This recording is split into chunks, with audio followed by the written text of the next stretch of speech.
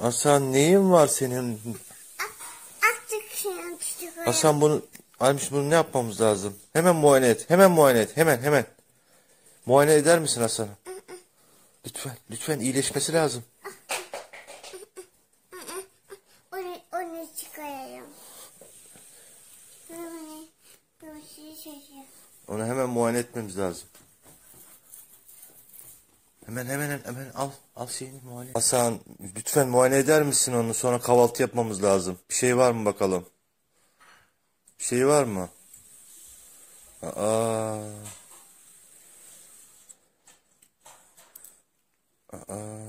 Öksür. Öhü.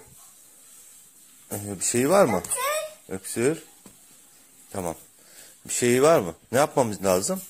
Ne yapmamız lazım? İğne yapmamız lazım. İğne yapmamız lazım mı? Ne yapmamız lazım?